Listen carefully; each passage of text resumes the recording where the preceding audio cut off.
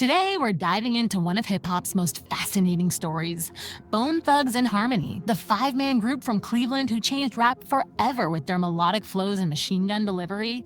With over 50 million records sold worldwide, these pioneers created a sound so unique that even legends like Tupac and Biggie sought them out for collaborations before their untimely deaths. But behind the harmony in their music lay a brotherhood that was constantly tested by internal conflicts, substance issues, and business disputes that nearly destroyed everything they built. As Crazy Bone revealed in a rare 2019 interview with DJ Vlad, there were times we couldn't even be in the same room together. The tension was that thick. This admission only scratches the surface of what was happening behind closed doors during their most successful years. What's particularly intriguing is how their relationship with Eazy-E's Ruthless Records deteriorated after their mentor's death. Industry insiders have long whispered about heated confrontations between the group and label executives over royalty payments. Former Ruthless producer DJ Unique once hinted in a podcast interview that certain members were seeing drastically different checks than others, potentially planting seeds of distrust that would later explode into public disagreements. Perhaps most compelling are the rumors surrounding Busy Bone's departure from the group. While official statements cited creative differences, those close to the situation have suggested that his struggles with alcohol mask deeper trauma from his childhood abduction, a horrific experience that the other members may not have fully understood how to support him through. This disconnect allegedly created a rift that went far beyond typical band disagreements. Before we dive into how the brotherhood behind Bone Thugs started unraveling at the height of their success, hit that like button and subscribe to the channel if you're into deep dives like this. We break down the biggest stories in hip-hop history without the fluff, just facts, receipts, and a bit of industry reality. And trust me, you're gonna want to see how this one ends. Before they became the globally recognized Bone Thugs and Harmony, these five young men were just trying to survive in the tough neighborhoods of Cleveland, Ohio. The group's roots trace back to 1991, when childhood friends Lazy Bone Stephen House and Crazy Bone Anthony Henderson began rapping together. They were soon joined by Wishbone Charles Scruggs, Flesh and Bone Stanley House, and Unfeezy Bone Brian McCain to form what was initially called Band-Aid Boys. What's particularly interesting about their formation is that Cleveland wasn't exactly known as a hip-hop hotbed at the time. While cities like New York, Los Angeles, and Atlanta had established rap scenes, the Midwest was largely overlooked. This geographical disadvantage meant Bone Thugs had to work twice as hard to get noticed, developing their distinctive style partly out of necessity. They needed something unique to stand out from the coastal dominance. The group eventually renamed themselves Bone and a Pre-Dollar, an acronym for Believers of a New Era, and released their independent debut album Faces of Death in 1993. This project, though rough around the edges, showcased the early development of their signature style, the rapid-fire delivery combined with melodic, harmonizing that would later become their trademark. What many people don't realize is how much struggle preceded their breakthrough. The group was so determined to get their music heard that they famously pooled their resources to buy one-way bus tickets to Los Angeles in 1993. Their mission? To track down Eazy-E, founder of Ruthless Records and former member of NWA, who they believed would understand their unique approach to hip-hop. This wasn't just a casual trip, it was an all-or-nothing gamble. With barely any money and nowhere to stay, they spent months trying to connect with Eazy-E, reportedly waiting outside radio stations and clubs where he might appear. The persistence paid off when they finally got the chance to audition for him over the phone, performing their rapid-fire rhymes that immediately caught his attention. Eazy-E, known for his ear for talent, signed them to Ruthless Records and helped them refine their sound. He also suggested they add harmony to their name, completing the transformation into Bone Thugs and Harmony. This partnership would prove pivotal not just for their career trajectory, but for the evolution of their artistic identity. What makes this origin story so compelling is the sheer determination it demonstrates. These weren't industry insiders with connections, they were outsiders from a city with no hip-hop infrastructure who literally got on a bus with no return ticket, betting everything on their talent and vision. This hunger and conviction would become recurring themes throughout their career, both driving their success and sometimes complicating their journey. Under Eazy-E's guidance, Bone Thugs and Harmony released their debut EP, Creepin' on Ah Come Up, in June 1994. The project's lead single, Thuggish Ruggish Bone, became an unexpected hit, reaching number 22 on the Billboard Hot 100 and introducing the world to their distinctive sound. What made this breakthrough particularly remarkable was how different they sounded from everything else in hip-hop at the time.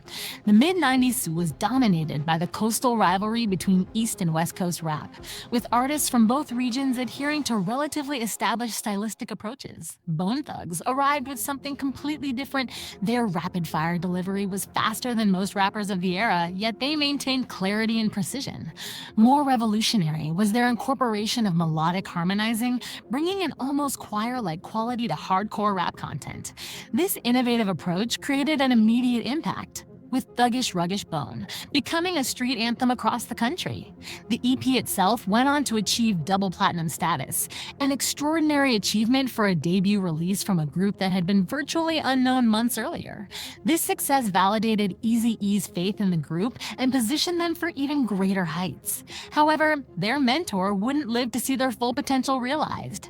In March 1995, Eazy-E died from complications related to AIDS, a devastating loss for both the group personally and hip-hop as a whole. Bone Thugs had not only lost their label head, but someone who had believed in them when few others did. In the aftermath of this tragedy, the group channeled their grief into creating Tha Crossroads, a tribute to Eazy-E and other departed loved ones. Originally appearing on their debut album 1999 Eternal, released in July 1995, the song was remixed and released as a single in 1996.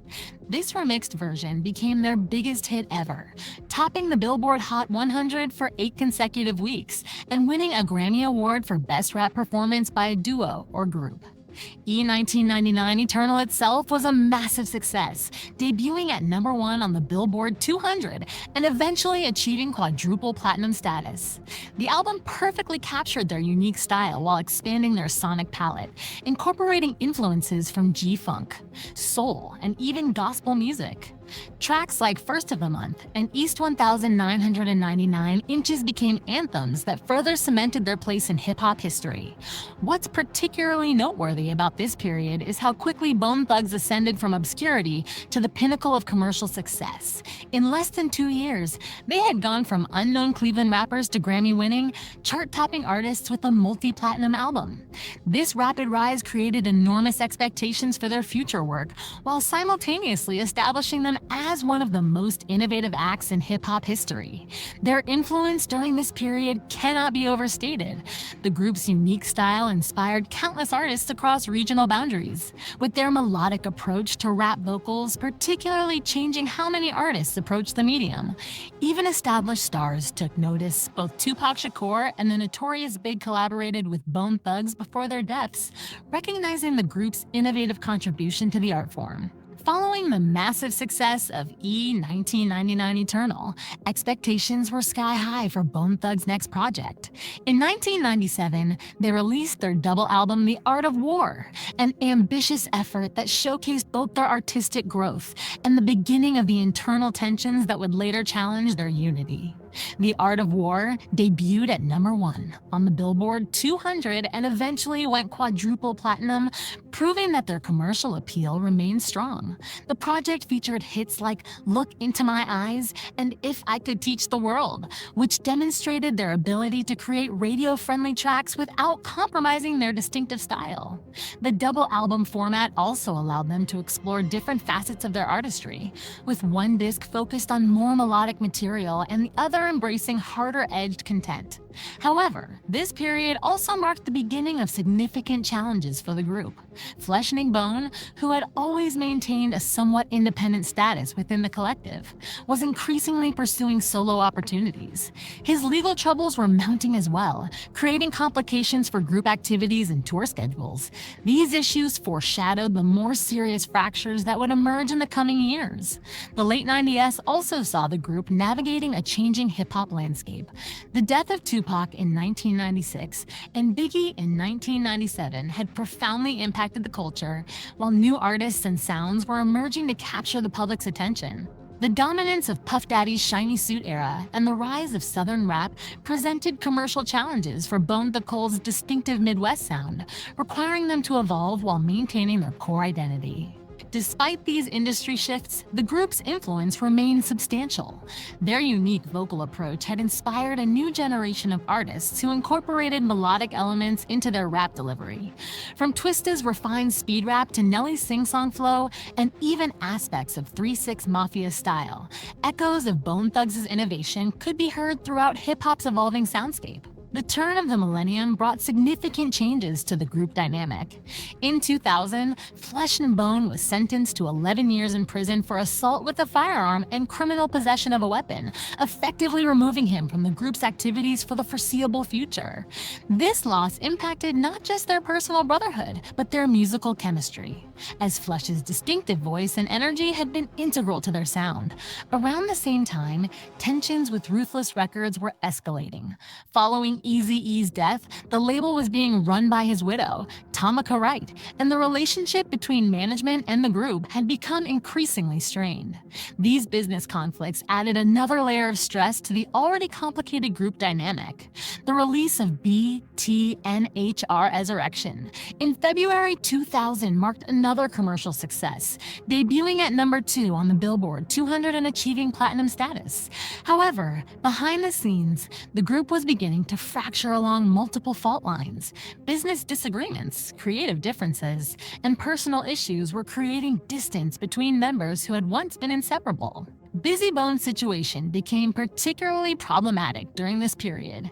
His struggles with alcohol and personal demons were affecting his reliability for performances and promotional activities. These issues came to a head during the group's 2000 tour, leading to increased friction between Busy and the other members, especially Lazy Bone, who had taken on more of a leadership role within the group. The early 2000s marked a period of significant transition for Bone Thugs and Harmony, with members increasingly pursuing solo projects, while the group continued to release music in various configurations. This era revealed both the strength of their individual talents and the challenges of maintaining a unified group identity.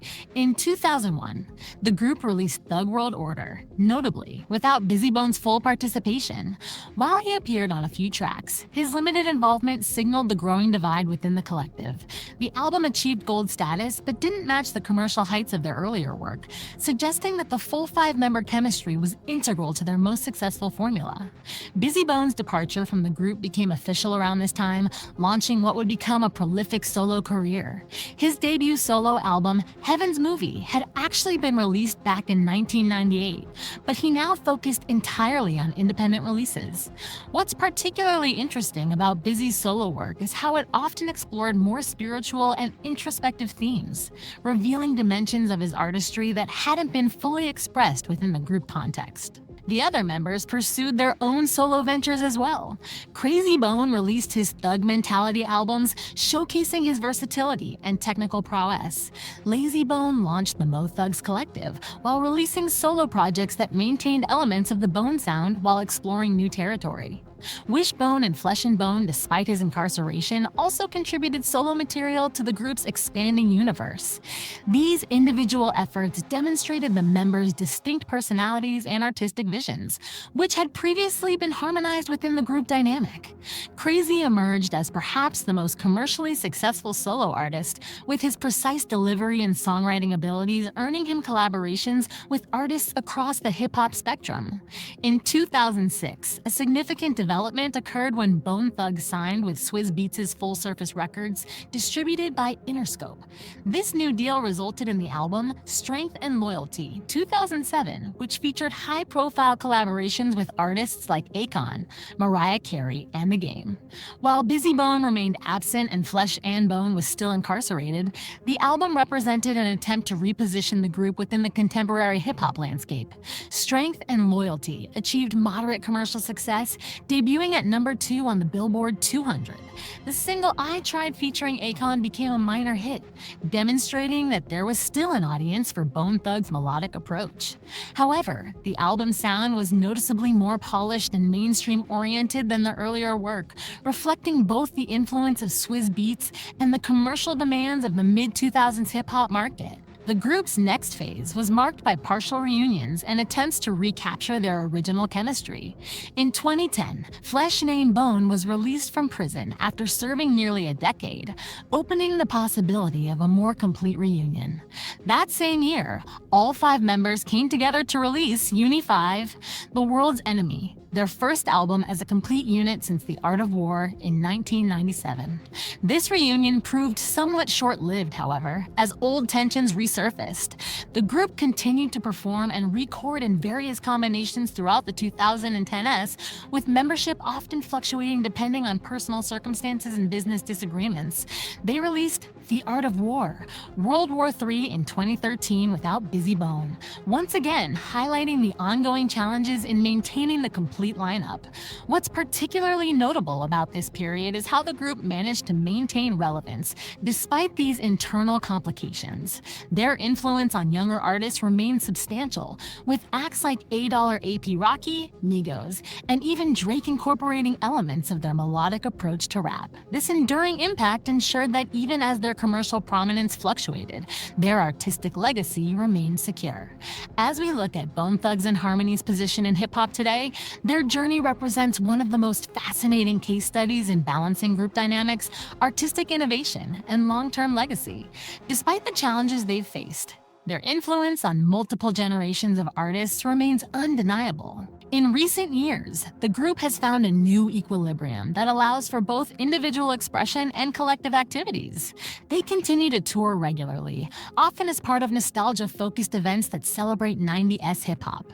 These performances typically feature different combinations of members, with the full five-person lineup appearing on special occasions. This flexible approach has allowed them to maintain a presence in the live music space while accommodating the various personal and professional commitments of individual members.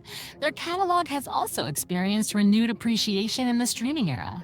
Classics like Tha Crossroads, First of the Month, and Things Woggish Ruggish Bone continue to accumulate millions of streams, introducing their innovative sound to younger listeners who may not have been born when these tracks were originally released.